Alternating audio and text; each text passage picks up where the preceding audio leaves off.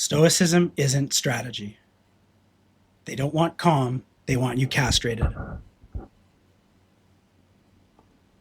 I used to think just being stoic was the play. That if I kept my cool long enough through the custody threats, the legal gaslighting, the dead eyed stares in kindergarten classrooms, that someone, somewhere, would recognize the strength it took me to stay on mission. That someone would see the patience, the effort, the fact that I haven't cracked. But here's the punchline: nobody gives a shit.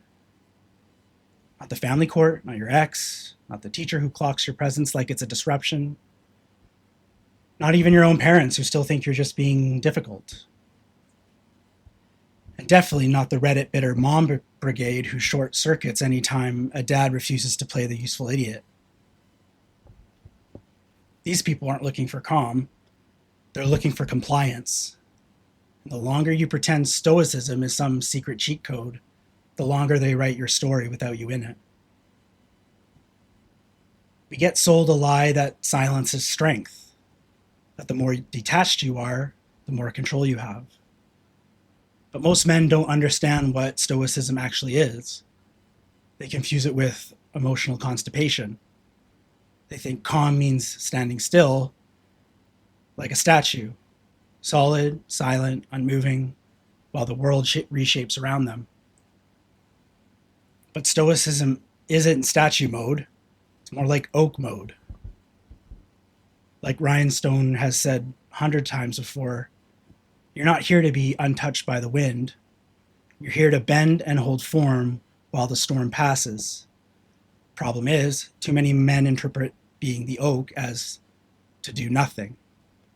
And that's exactly how they lose. I tried to be stoic through the worst of it.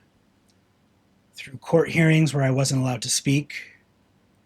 Through months of restricted access while my ex played victim and moved goalposts. Through family gatherings where my own folks acted like I was the embarrassment for not just accepting crumbs. Calm didn't stop the school from defaulting to her, or stopping my dad from saying, "Let it go," while I paid through the teeth to continue fighting for equal access to my kid. Calm didn't stop my ex from weaponizing the court process again. All it did was buy them time to rewrite the narrative. Stoicism without action, without leadership, without frame, just made me quieter while it all burned. And that's the real issue. Most men think that if they just stay calm, things will resolve. That calm is the wind state. But calm isn't the wind. Calm is the precondition. You need it so you don't self-sabotage, but it's not enough. You need structure. You need strategy. You need the full, better beta divorce strategy. Tighter calendar ops, bulletproof documentation, airtight logistics, structured communication. The court doesn't care how calm you are. It cares what you can prove. Not so you can rage later, but so you can lead now. Because no one else cares how calm you were if the other side showed up first with a fabricated version of events and you've got no paper trail to refute it. That's when you realize calm didn't protect you.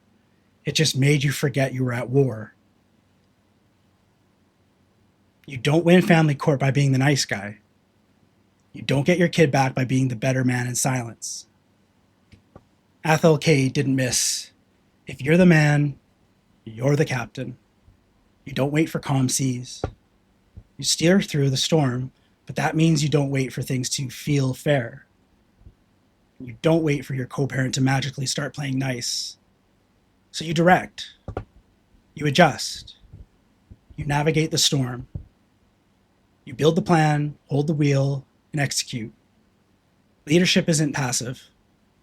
And the minute you let stoicism become your excuse to avoid conflict, you're not calm, you're castrated. I used to think that keeping the peace would eventually be recognized, that if I said nothing and did everything, it would all balance out in the end. My parents think I should stop fighting, be grateful for scraps, and respect a special bond as if a uterus is a custody trump card. That I should be thankful I even got time with my son. Meanwhile, I was bleeding money on lawyers and showing up for every single handoff. Documented, punctual, present, and still being painted as difficult. You'd think everyone eventually would connect the dots. They won't. Because the system doesn't reward calm, it rewards narrative. Unless you build that structure that tells your version first, you're not the oak, you're just the mulch. There's no moral high ground in family law. There's only preparation. Frame. And you don't hold frame by standing still. You hold it by owning the logistics so hard that no one can move around you. When the teacher forgets to copy you on emails, you follow up every time. When the court sets a deadline, you meet it early. When your ex tries to stir shit via text, you disengage.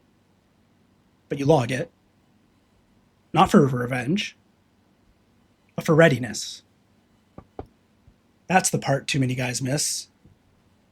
Stoicism isn't detachment, it's tactical composure. It's calm in the service of control, not calm in place of it. I'm not here to be liked, I'm not playing for sympathy, I'm not building a vibe, I'm building a future. The dads who gave up, the ones who dropped out, the ones who do team mom duty for gold stars, well, they've already lost. They're not scary to the system. They're not unpredictable. They're not dangerous. They're compliant. But the man who tracks everything, the man who adapts instead of reacts, the man who turned her gaslighting into a spreadsheet and destroyed her whole narrative arc, that's the threat.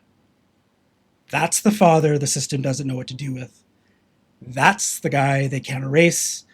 And you know what the real flex is? It's not holding your breath while she trashes you. It's showing your son what it looks like when a man never folds. When the entire room is engineered to make him disappear and he still runs the playbook. Calm only matters if it comes with direction. You want frame? Own your schedule, own your strategy, own your systems. Let her keep the vibe. You keep the mission. You want calm? Build structure first.